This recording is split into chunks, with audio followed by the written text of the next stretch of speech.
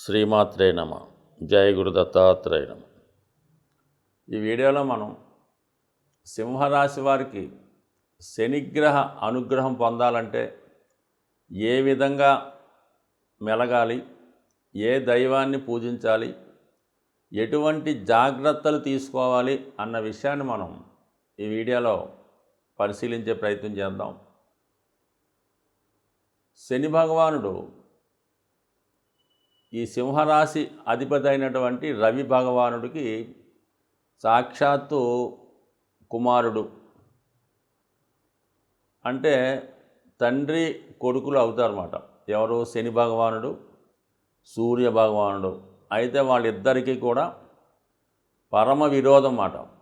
ఒకళ్ళంటే ఒకళ్ళకి పరమ శత్రుత్వాన్ని కలిగి ఉంటారన్నమాట. అందుకనే శని భగవానుడు సింహరాశిలో ఉన్న, సూర్య భగవానుడు మకర కుంభాల్లో ఉన్న తన యొక్క ప్రభావాన్ని కోల్పోవడం జరుగుతుంటుంది.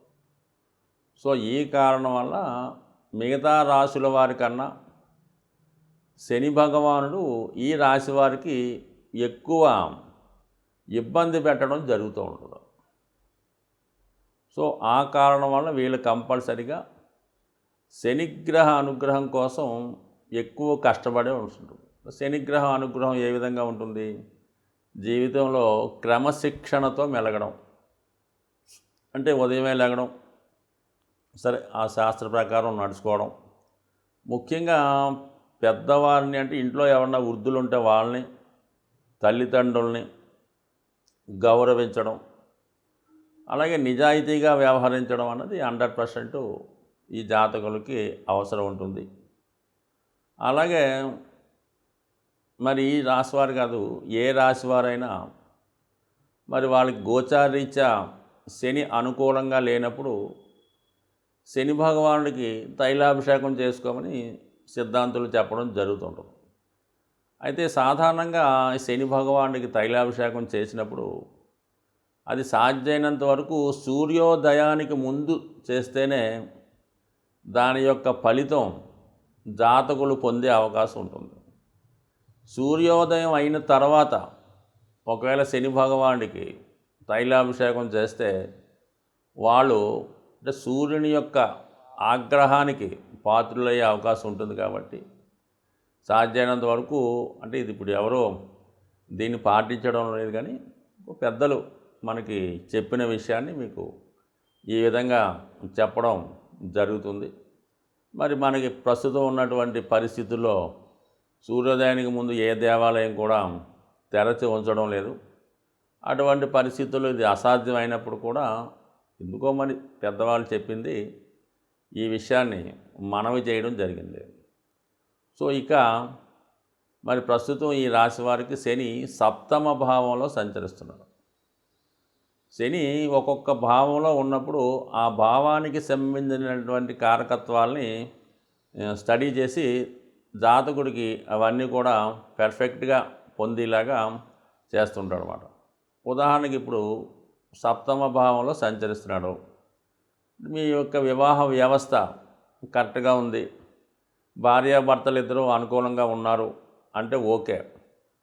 లేని పక్షంలో ఖచ్చితంగా భార్యాభర్తల్ని విడగొట్టడం జరుగుతుంది. అంటే భార్యకు ఒక చోట ఉద్యోగం ఉంటే ఆవిడ వేరే చోట పంపుతాడు, భర్తకి ఒక చోట పంపుతూ ఉంటాడు.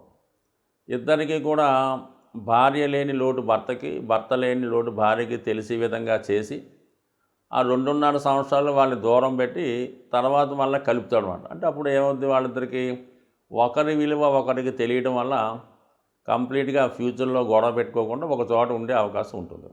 ప్రస్తుతం అది జరుగుతుంది. కాబట్టి బాగున్న వాళ్ళకి పర్లేదు, ఇలా చిన్న చిన్న తగులు పెట్టుకున్న వాళ్ళకి మాత్రం ఎడబాటు అనేది వస్తుంటుంది. అదే 4వ భావంలో శని సంచరించేటప్పుడు ఏం చేస్తాడు? విద్యలో పరీక్ష పోగొట్టేలా చేస్తాడు. ఇది సరిగ్గా చదవకపోతే దాన్ని మళ్ళీ కష్టపడి చదివి పాస్ చేయేలా చేస్తాడు. అలాగే తల్లిగారిని కొంతమంది దూషిస్తుంటాడు, ఇబ్బంది పెడుతుంటాడు. వారికి తల్లి నుంచి దూరం చేసి ఏ హాస్టల్లోనో చదువుకునేలా చేస్తాడు. వాడు హాస్టల్లో సరైనటువంటి సదుపాయాలు లేక అప్పుడు తల్లిగారి యొక్క విలువ తెలిసి మదర్ని గౌరవించడం చేస్తుంటాడు. సో ఈ విధంగా శని భగవానుడు ఏ భావంలోకి వస్తే ఆ భావం యొక్క ఫలితాలు జాతకుడిని బాగు చేసే ప్రయత్నం చేస్తాడు. వాడు బాగుంటాడా, సరే మంచి ఫలితం ఇస్తాడు, అంటే 4లోకి వస్తే గృహం కూడా ఇస్తాడు. అదే ఆ భావాన్ని నెగ్లెక్ట్ చేస్తుంటే ఆ ఫలితాలు దూరం చేసి మళ్ళా తిరిగి ఇవ్వడం జరుగుతుంటుంది. ఏదైనా శని భగవానుడు ఇచ్చింది మాత్రం శాశ్వతంగా ఉంటుంది. మిగతా గ్రహాలు ఇచ్చింది వాళ్ళ దశతోనే పోతూ ఉంటుంది. అందుకని శని ఇప్పుడు కూడా జాగ్రత్తగా పరిశీలించి ఎంతవరకు ఇవ్వాలో అంతవరకు ఇస్తాడు. శని ఇచ్చింది మాత్రం శాశ్వతంగా జీవితంలో జీవితాంతం ఉండడం జరుగుతుంటుంది. సో ఈ విధంగా మరి శని భగవానుడు సప్తమ స్థానంలో ఉంటూ మరి తన సప్తమ దృష్టితో లగ్నాన్ని అంటే సింహరాశిని వీక్షిస్తున్నాడు. ఈ కారణం వల్ల జాతకుడు బద్ధకం పెరుగుతూ ఉంటుంది. అంటే తొందరగా లెగలేకపోవడం, లెగిసిన పనులు వాయిదా వేయడం, సహజ సిద్ధంగా వీడి యొక్క పనులు ఇతరులకి అప్పచెప్పడం, ఆఖరికి భోజనం దగ్గర నుంచి, కాఫీ దగ్గర నుంచి, న్యూస్ పేపర్ దగ్గర నుంచి, చదువు దగ్గర నుంచి అన్నీ కూడా మంచం మీదే. అంటే మంచం మీద అంటే రోగం వచ్చి కాదు, వాడికి ఆ విధంగా జరుగుబాటు చేయలే చేస్తుంటాడు. మా టిఫిన్ కూడా మంచం మీద తెమ్మంటాడు, అక్కడ టిఫిన్ చేస్తాడు. కానీ చేయకుండా భోజనం కూడా మంచం మీదే, అంటే ఇంచుమించుగా ఆ విధంగా చేసే అవకాశం ఉంటుంది. కాబట్టి అంటే బద్ధకం ఆ విధంగా ఉంటుంది. చాలామంది తల్లులు ఈ పిల్లల్ని ఆ విధంగా ప్రస్తుతం ఈ విధంగా చూడటం జరుగుతుంది. వాళ్ళు అది మాది ప్రేమ అనుకుంటుంటాడు. వీడికి అది గొప్పగా ఉంది కాబట్టి ఈ విధంగా వీళ్ళు ఈ విధమైన స్థితికి అలవాటు పడడం జరుగుతుంది. కాబట్టి కొద్దిగా ఎట్టి పరిస్థితుల్లో కూడా భోజనం కానీ, టిఫిన్ కానీ, మంచం మీద కూర్చొని కానీ, పడుకోగాని చేయడం అన్నది 100% కూడా నిషేధం అన్నమాట. అసలు మనకి గౌరవనీయులు చెప్పినట్టు మంచం అన్నది ఎట్టి పరిస్థితుల్లో కూడా ఉపయోగించకపోవడం మంచిది. అలాగే చాలామంది పూజకి తెచ్చిన వస్తువులు, కొత్త బట్టలు ఏది తెచ్చినా కూడా మంచం మీద పెట్టి చూపిస్తూ ఉంటారు. ఎట్టి పరిస్థితుల్లో కూడా మంచం మీద దైవానికి సంబంధించిన వస్తువులు కానీ, పవిత్రమైన వస్తువులు కానీ ఎట్టి పరిస్థితుల్లో కూడా మంచం మీద పెట్టకూడదు. ఒకసారి మంచం మీద పెట్టిన వస్తువు అది పూజకి అర్హత కాదు, అది అపవిత్రం అవుతుంది. కాబట్టి 99% మరి ఈ సింహరాశి, సింహలగ్నం వారికి కాదు, మిగతా అందరికి కూడా ఇటువంటి భోజన కార్యక్రమాలు, టిఫిన్ కార్యక్రమాలు దయచేసి మంచం మీద కూర్చొని కానీ, పడుకోని కానీ చేయకుండా ఉంటాయి. ఎట్టి పరిస్థితుల్లో కూడా వీళ్ళకి శని మరి అనుకూలిస్తాడు. కాబట్టి అది ఒకటి తగ్గించుకోండి. మిగతా విషయాల్లో క్రమశిక్షణతో మెలకండి. సూర్యోదయానికి ముందే మేల్కోవడం, సూర్య నమస్కారం చేసుకోవడం, పెద్దవాళ్ళని నమస్కరించుకోవడం, ఆదిత్య హృదయం లాంటిది పారాయణ చేసుకోవడం, ఎవరిని దూషించకుండా క్రమశిక్షణతో ఉంటే 100% శని వీళ్ళకి అనుకూలంగా మారే అవకాశం ఉంది. సాధారణంగా గ్రహాల యొక్క శాంతి కొరకు పంచభూతాలు అంటే మనకి గాలి, నిప్పు, నీరు, వాయువు, ఆకాశం అనే 5 తత్వాలు ఉండడం జరిగింది.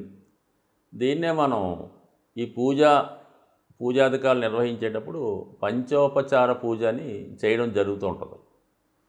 సో ఇందులో ముఖ్యంగా శని భగవానుడు యొక్క అనుగ్రహం కోసం మరి శని భగవానుడు వాయుతత్వ రాశి అవ్వటం వల్ల ధూపంతో పూజించడం వల్ల, అంటే మీకు సాధారణంగా శివాలయాల్లో కానీ, అమ్మవార్లకు కానీ ఈ సాంబ్రాణి ధూపం ఎక్కువగా వేస్తూ ఉంటారు. సో అది సింపుల్గా అగరబత్తీలు వెలిగించడం. అంటే చాలామంది ఏం చేస్తారంటే పూర్తిగా పూజ చేయని వాళ్ళు వారంకోసారి మామూలుగా చేస్తుంటూ ప్రతిరోజు కూడా ఉభయ సంధ్యల్లో ఈ అగరబత్తి వెలిగించి పూజ చేస్తూ ఉంటారు. ఇంకా ఓపిక ఉన్నవాళ్ళు సాంబ్రాణి పొగ అది గృహం అంతా వేస్తూ ఉంటారు. ఎక్కువగా అమ్మవార్లకి, శివునికి.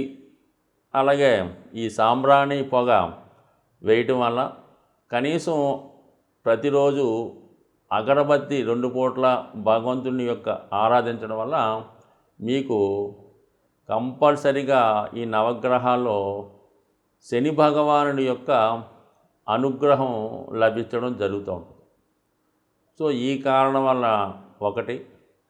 అలాగే ప్రతిరోజు కూడా ఈ గృహంలో నిరంతరం ఏదో భగవంతుని యొక్క నామస్మరణ మోగే విధంగా, అంటే గతంలో కొన్ని చిన్న చిన్న బాక్సులాగా ఉంటే ఏదో ఓం నమో నారాయణయో, ఓం శివాయ ఏదో చదువుతూ ఉంటాయి.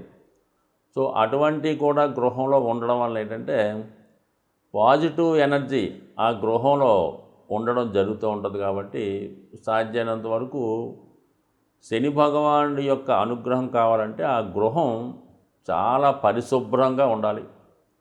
అలాగే ఇరిగిపోయిన వస్తువులు, పనికిమాలిన వస్తువులు అక్కర్లేని వస్తువులు ఇంట్లో ఉంచడం. అలాగే కొంతమందికి ఏంటంటే ఓ 10 జతల చెప్పులు ఉంటాయి. ఏదో కొత్తవి కొంటుంటారు, పాతవి ఏం చేసుకుంటారో. ఈ చెప్పుల జతలు ఎక్కువ అవడం వల్ల ఈ కొంతకాలంకి ఆ నెగిటివ్ ఎనర్జీ వాటి మీద వచ్చే అవకాశం ఉంటుంది. కాబట్టి సాధ్యమైనంత వరకు ఈ చెప్పులన్నీ నిల్వ ఉంచకుండా ఎప్పటికప్పుడు దాన్ని అవసరం తీరిన తర్వాత బయటపడేయండి. ఏదో 1-2 చెప్పులు పెట్టుకోవడం అన్నది ఒక ఉత్తమైన పద్ధతి. అలాగే ఇంట్లో వాడే చీపురు గట్ట దాన్ని కూడా మరి ఒక చోట కొంతమంది నిలువుగా పెడుతుంటారు అనమాట. అంటే కుచ్చు పైకి వచ్చేలా పెడుతుంటారు అనమాట. జ్యేష్ఠాదేవి చేతిలో ఆయుధంలాగా.